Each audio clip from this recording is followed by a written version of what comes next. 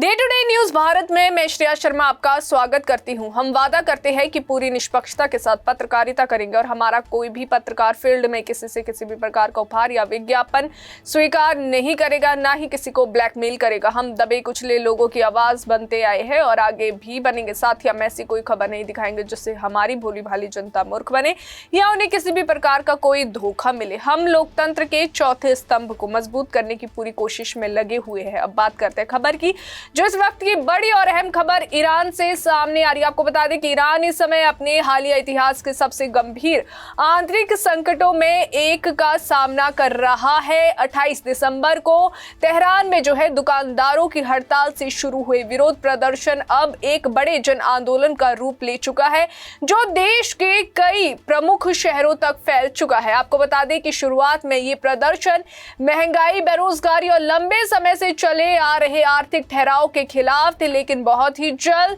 इनका जो स्वर है वे बदल गया और ये सीधे तौर पर सरकार विरोधी आंदोलन बन गए। सड़कों पर उतर आए प्रदर्शनकारी अब केवल आर्थिक सुधार नहीं बल्कि राजनीतिक जवाबदेही और व्यवस्था में बदलाव की मांग कर रहे हैं। हालात इतने तनावपूर्ण हो गए हैं कि सुरक्षा बलों और प्रदर्शनकारियों के बीच हिंसक झड़पें हुई है, जिनमें अब तक कम से कम 27 लोगों की मौत की खबर है। इनमें 5 नाबालिगों की मौत भी शामिल है। ये आंकड़े नॉर्वे स्थित मानवाधिकार संगठन ईरान ह्यूमन राइट्स ने जारी किए हैं। आपको बता दें कि जिसने अंतरराष्ट्रीय समुदाय की चिंता और बढ़ा दी है। प्रदर्शनकारियों की बिगड़ती स्थिति और बढ़ती हिंसा के बीच जो है अमेरिका के राष्ट्रपति डोनाल्ड ट्रंप का बयान सामने आया है, जिसने इस पूरे मामले को अंतरराष्ट्रीय रंग दे दिया है। ट्रंप ने अपने social media platform truth social पर एक पोस्ट में ईरान को कड़ी चेतावनी दी है। जी हां, उन्होंने कहा है कि अगर ईरानी सरकार शांतिपूर्ण प्रदर्शनकारियों को हिंसक तरीके से कुचलने की कोशिश करती है, जैसा कि वे पहले भी करती रही है, तो अमेरिका उनकी मदद के लिए आगे आएगा। हालांकि ट्रंप ने यह स्पष्ट नहीं किया है कि मदद किस तरह की होगी, सैन्य, कूटनीतिक या आर्थिक, और ना ही किसी तत्काल कदम की घोषणा की गई। इसके बावजूद मध्य पूर्व में जो है अमेरिका की पहले से मौजूद मजबूत सैन्य उपस्थिति को देखते हुए इस बयान को हल्के में नहीं लिया गया।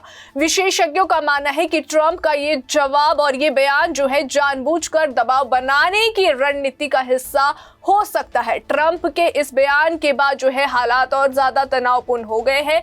ईरान ने इसे अपने आंतरिक मामलों में खुला हस्तक्षेप बताया है। आपको बता दें कि संयुक्त राष्ट्र में ईरान के स्थायी प्रतिनिधि अमीर रशीद और साथ ही इरावनी ने जो है यूएन महासचिव एंटोनियो और साथ ही सुरक्षा परिषद के सभी सदस्यों को एक औपचारिक पत्र लिखा। इस पत्र में उन्होंने ट्रंप के बयानों को लापरवाह, उकसावे वाले और बेहद गैर जिम्मेदाराना बताया है और मांग की है कि संयुक्त राष्ट्र इसकी कड़ी निंदा करे।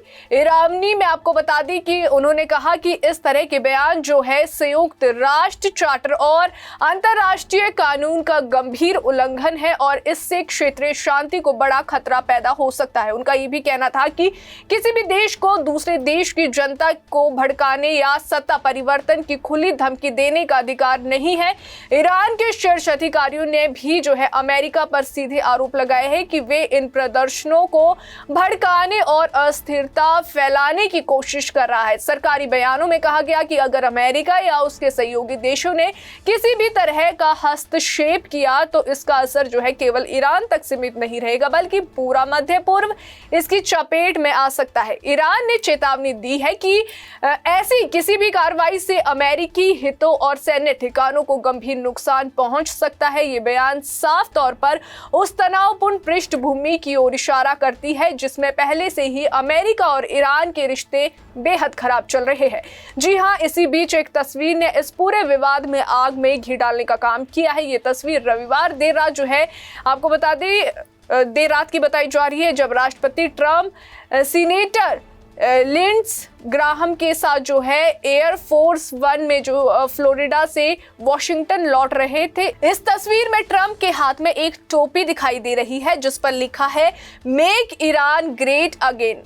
और ये खास बात है कि इस टोपी पर जो है ट्रंप के हस्ताक्षर भी है। ये तस्वीर सोशल मीडिया पर तेजी से वायरल हो गई है और इसे अमेरिका की ईरान नीति का प्रतीकात्मक संकेत माना जाने लगा है। इससे पहले जो है सीनेटर लिंडसे ग्राहम एक इंटरव्यू में इस टोपी के साथ जो है ईरान में सरकार बदलने की खुलकर वकालत भी कर चुके हैं। इस तस्वीर के सामने आने के बाद जो है वॉशिंगटन में अमेरिकी विदेश नीति को लेकर बहस तेज हो गई है।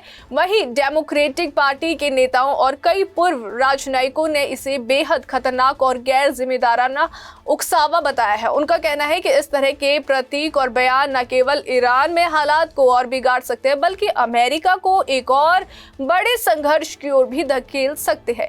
वहीं आलोचकों के मुताबिक ये संदेश जो है जा रहा है कि अमेरिका ईरान में सत्ता परिवर्तन की खुली इच्छा रखता है जो अंतर्राष्ट्रीय कानून और कूटनीतिक मर्यादाओं के खिलाफ है। ये पूरा विवाद ऐसे समय में सामने आया है जब अमेरिका और ईरान के बीच पहले से ही सैन्य टकराव का इतिहास ताजा है।